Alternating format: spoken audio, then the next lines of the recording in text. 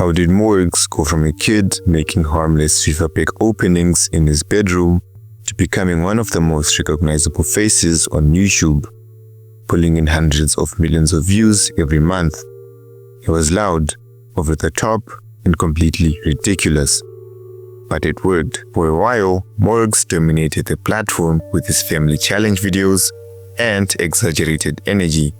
Love him or hate him, you couldn't escape him. But then, almost overnight, it all disappeared. The same content that made him a household name became the reason people turned on him. Today, that same creator who once ruled YouTube's trending page struggles to even crack 1 million views.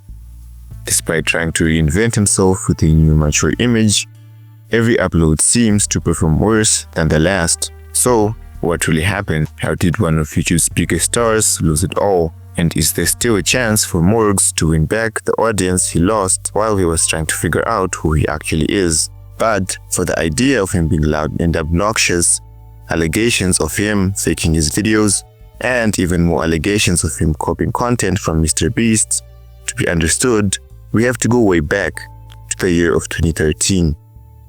This is when a 13-year-old Morgz would begin to upload FIFA pack opening videos. These were obviously targeted towards a young audience. Although he was uploading other types of content during this time period, these FIFA pack opening videos would be his bread and butter, as they would rake in hundreds of thousands of views each upload. This would bring Morgz immense success, as by the end of 2015, only 2 years after starting on YouTube, Morgz would reach 100,000 subscribers, a feat that many YouTubers can only dream of ever achieving.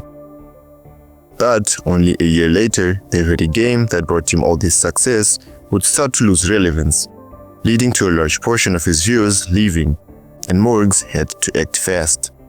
Luckily for him, this is around the same time when one of the most popular games of the decade was released, Pokemon Go, and Morgz would go all in his Pokemon videos.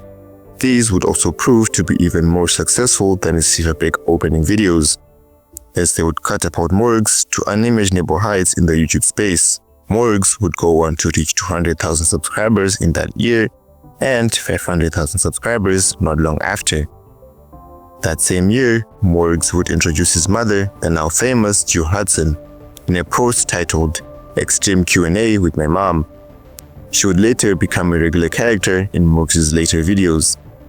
By the end of the year, thanks to the success of the Pokemon videos, Morgz would reach the coveted milestone of 1 million YouTube subscribers. As his channel continued to climb in subscribers, Morgz would notice something. The louder and more obnoxious he was, the more views and subscribers his videos would get. The more, it kind of seemed like the more loud, energetic, intense, crazy I was in the videos, that's kind of what provided the best results, and obviously my main goal, and I think pretty much most YouTubers. Morgz would go all in on this persona. Following this, at the age of 15, Morgz would be told by his teachers to stop making YouTube videos and focus on school. But instead of taking his teacher's advice, he would drop out of school as he was already making a full-time income off of YouTube. Why I decided to leave school age 15 to focus on doing YouTube full-time. Now I realize a lot of you guys have probably got a lot of questions. This, coupled with the pressure that comes with running a YouTube channel, would seem like the most sensible decision at the time. Although the videos Morgz was making were bringing him millions of views, his videos were targeted towards a young audience, and people were starting to notice. The first instance of how annoyed people were with his videos would come in the form of a video posted by the commentary YouTuber Maggie, titled "Morgz is an idiot for dropping out of school." His decision to leave school was not smart. When Morgz's channel inevitably dies at some point, and he doesn't have a high school graduate degree to back anything up on, when he's in $1 million mansion because of the shit tons of money he's making right now, and he just realizes, oh shit, YouTube changed their algorithm, or YouTube shut down because it's not a profitable company, and now I can't make any more money, so yeah, I'm making $15,000 a year living in this mansion. I'm fucked. Whereas the title implies, He would talk about how Morgz is an idiot for dropping out of high school so early. Though commentary channels making videos about YouTubers making bad decisions isn't anything new to YouTube, this was 8 years ago and Morgz's video would go absolutely viral, gaining a whopping 1.2 million views. This would kindle a fire that would motivate other commentary channels to make videos on Morgz. How his loud and obnoxious persona was annoying. This was all in the hopes of getting a taste of the views that Morgz had gotten. PewDiePie, who was at one point the largest YouTuber on the platform, would also hop onto the Morgz hate wagon, as he would post 2 videos critiquing Morgz content, with each video being at least 12 minutes long and gaining more than 5 million views each. And unfortunately for Morgz, this was also when he was being called out on Twitter for stealing MrBeast's thumbnails. Morgz would adamantly defend himself.